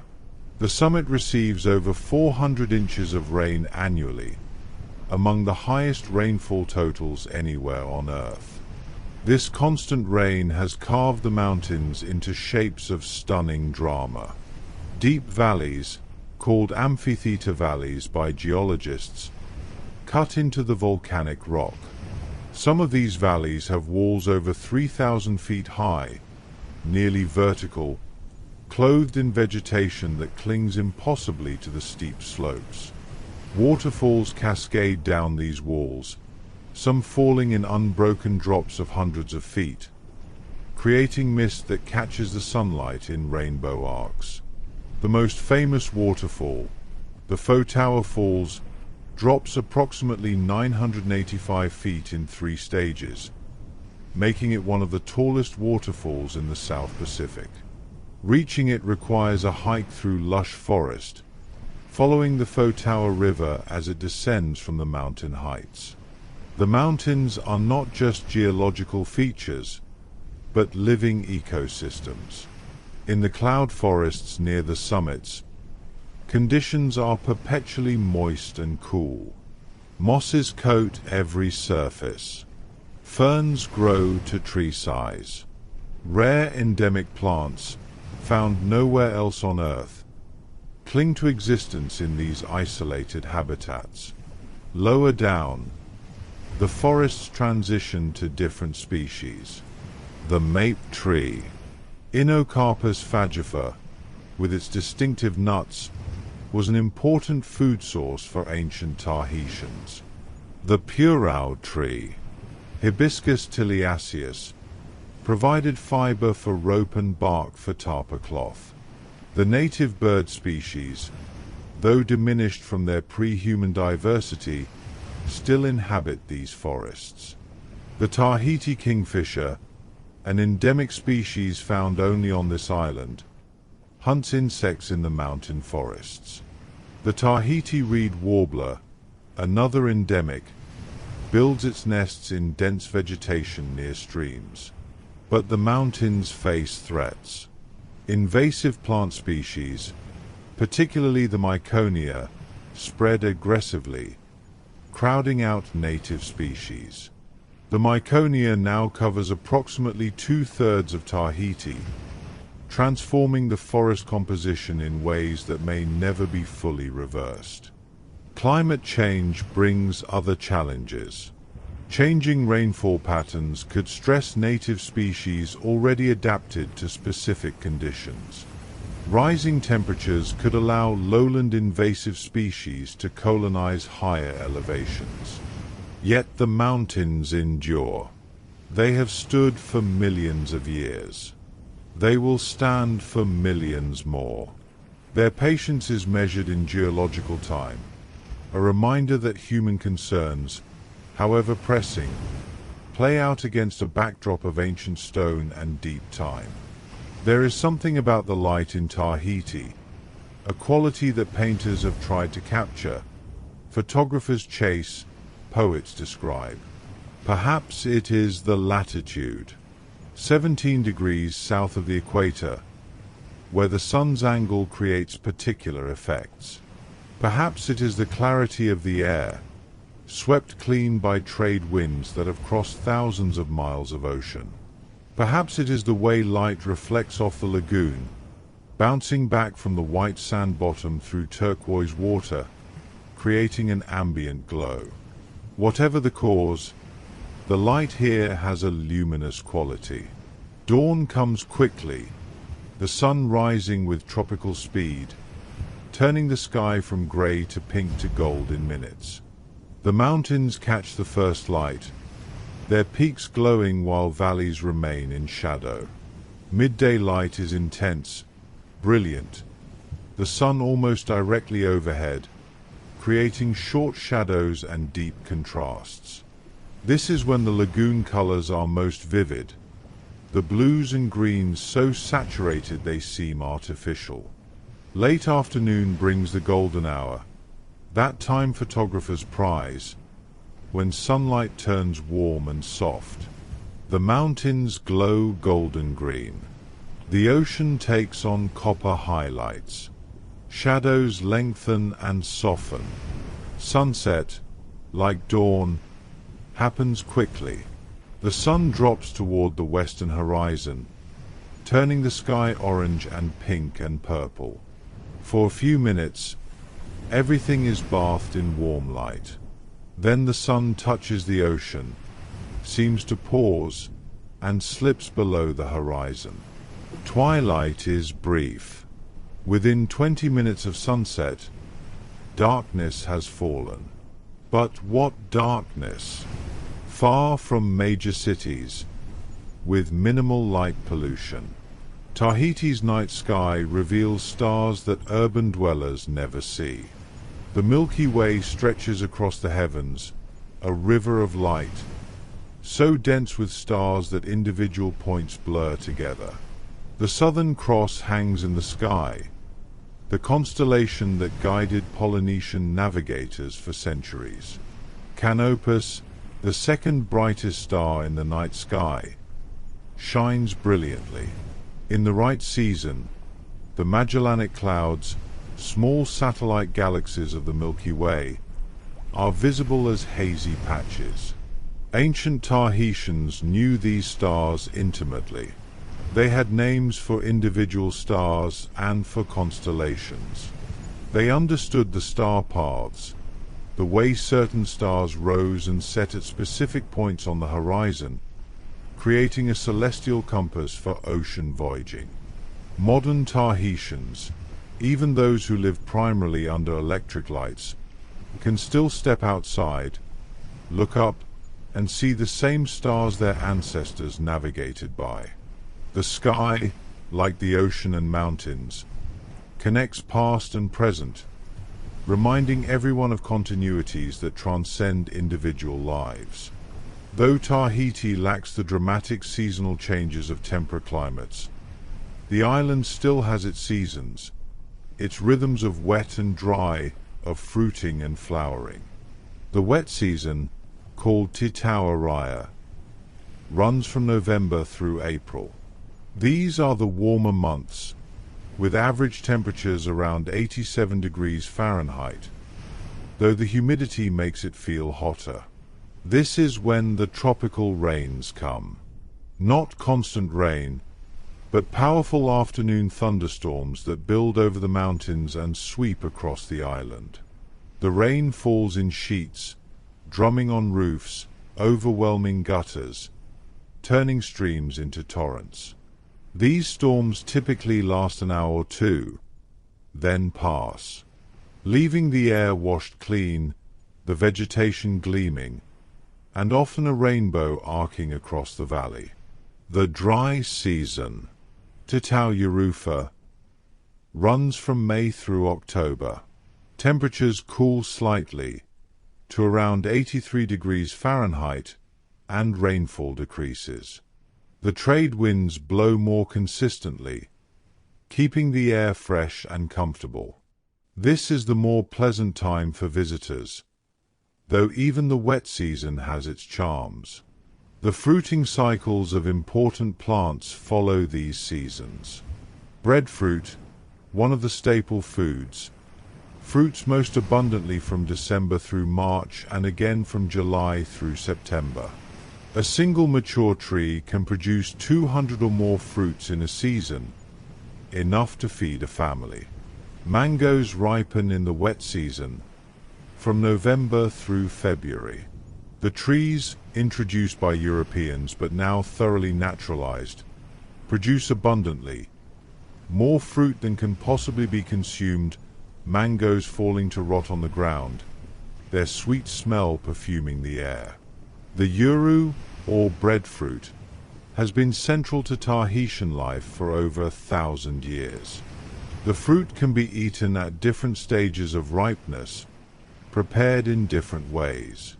Young fruit can be boiled like potatoes. Ripe fruit becomes sweet and creamy. Overripe fruit can be fermented into a paste that stores for long periods. The coconut palm, perhaps the most useful plant in the Pacific, produces year-round. Young coconuts provide sweet water. Mature nuts offer rich cream and oil. The husks yield fiber for rope. The fronds make thatch for roofs. The trunks become building material. These plants, and the seasonal rhythms they follow, have sustained Tahitian life for generations, and continue to do so even as imported foods become more common. There is a concept in Tahiti, not easily translated, that relates to time and hurry, or rather, to the absence of hurry. Life moves at a different pace here. Appointments are flexible. "I'll see you around noon" might mean anywhere from 11 to 2. This is not rudeness, but a different relationship with clock time, one that prioritizes human interaction over rigid scheduling. If you arrive at someone's house and they are talking with a neighbor, you wait. The conversation will end when it ends naturally, not because an arbitrary time limit has been reached. Work happens, but it happens around other priorities. Family obligations take precedence. A funeral requires attendance regardless of work schedules. A family gathering cannot be missed for a job. This can frustrate visitors used to Western efficiency, but it reflects different values, a recognition that relationships matter more than productivity, that human connection is more important than maximizing output. It also reflects island realities. On an island, you cannot simply leave if you offend someone or create conflict. You will see that person again, at the market, at church, at community gatherings. So relationships are maintained carefully, given time and attention, prioritized over transactions.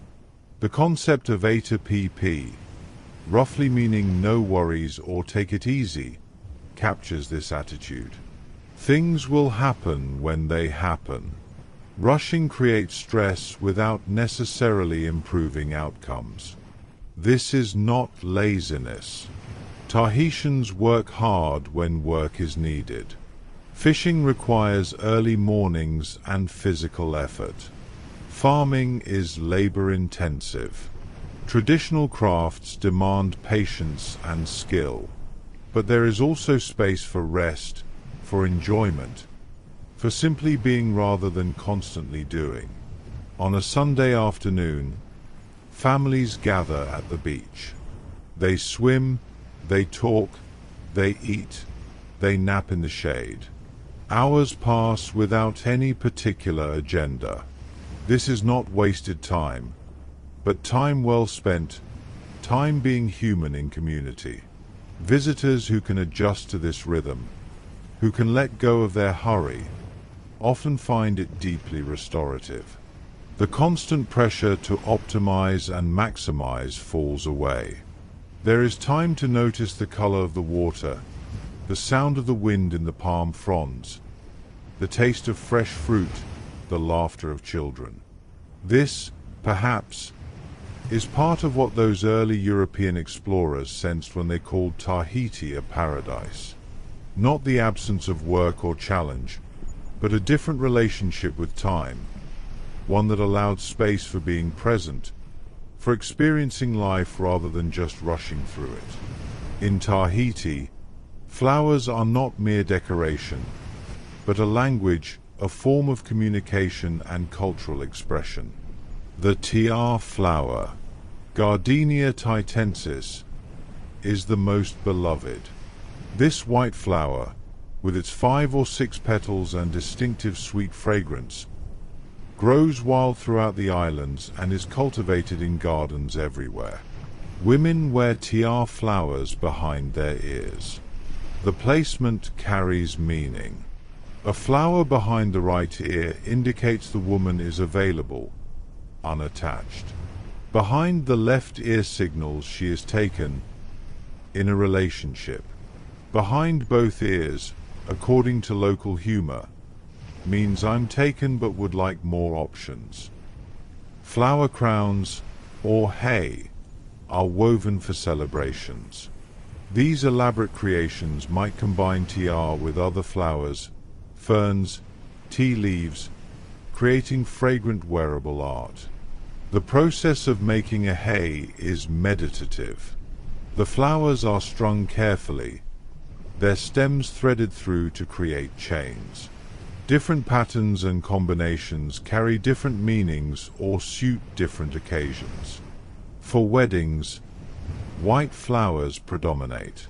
For birthdays, bright colors. For funerals, more subdued arrangements. Visitors arriving in Tahiti are often greeted with flower leis, a welcome that engages not just sight but smell, the fragrance of tiar creating an immediate sensory connection to the island. The importance of flowers extends to public spaces. Gardens are carefully tended. Roadside plantings brighten villages. Even modest homes have flowers growing in pots or garden beds. This love of flowers, this integration of beauty into daily life, reflects a broader aesthetic sensibility. Life should be beautiful. Even simple things, a meal, a gathering, ordinary days, deserve beautification. It is a value worth noting in a world that often prioritizes function over beauty, efficiency over aesthetics. As we consider Tahiti's future, one question looms larger than all others. What happens when the ocean rises? Climate change is not a distant threat here, but a present reality. Sea levels are rising approximately 3.3 millimeters per year currently, and the rate is accelerating. For a low-lying atoll, this is existential. But even for Tahiti, with its high mountains, rising seas pose serious challenges. Much of the island's infrastructure, homes, roads, the airport, are built at or near sea level. Coastal erosion is already visible in many places. King tides, those exceptionally high tides that occur a few times per year, now flood areas that were previously dry. Projections suggest that by 2100, sea levels could rise by 3 feet or more, possibly much more if ice sheet collapse accelerates. This would inundate significant portions of coastal development, contaminate freshwater sources with salt water, increase flooding during storms, and potentially make the airport unusable. For outer atolls, the situation is even more dire. Some may become uninhabitable within this century. Climate change brings other impacts too. Ocean acidification, caused by the ocean absorbing carbon dioxide from the atmosphere, makes it harder for corals and shellfish to build their calcium carbonate skeletons and shells. This threatens reef ecosystems and the pearl farming industry. Warmer ocean temperatures increase the frequency and severity of coral bleaching events. The reefs, which protect coastlines from storm surge and support fish populations, are at risk. More intense storms, predicted to result from climate change, could damage infrastructure and ecosystems. These are not hypothetical future problems. They are happening now, visibly, measurably. The question is how to adapt. Coastal protection measures, like seawalls, can help in some areas but cannot protect everything. Some development may need to relocate to higher ground. Infrastructure may need to be reimagined. But beyond practical adaptations, there is a deeper question about meaning. Tahitians have lived on this island for over 1,000 years. Their culture, their identity, is rooted in this place, in these specific reefs and mountains, these particular valleys and lagoons. What does it mean if this place changes fundamentally? What is lost if ancestral lands are submerged? How does a culture maintain connection to place when the place itself is transforming? These are questions without easy answers, questions that Tahitians, along with island peoples around the world, are grappling with. But there is also resilience. Tahitians have navigated change before. They survived colonization. They adapted to the modern world while maintaining cultural identity. They endured the nuclear testing era. They recovered from the pandemic. The challenges ahead are serious, perhaps more serious than any faced before. But the island that has stood for millions of years, the culture that crossed an ocean to find it, the people who have made it home, will not surrender easily.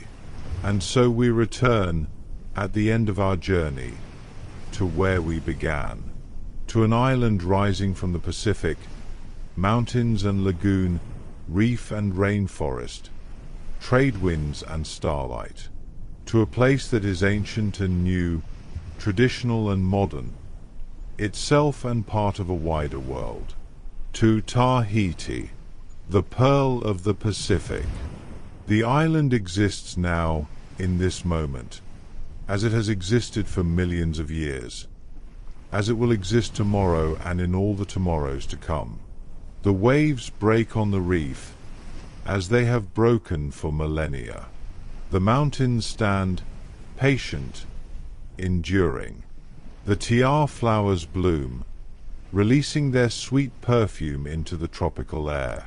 And somewhere, on a beach or in a valley or on the slopes above the clouds, someone stands and looks at this beauty, this small piece of earth, and understands that they are part of something larger than themselves. Part of a story that began with fire and water, with navigators reading the stars, with cultures meeting and mixing, with adaptation and endurance and hope. Part of an island, part of the ocean, part of the great dance of life on this spinning planet.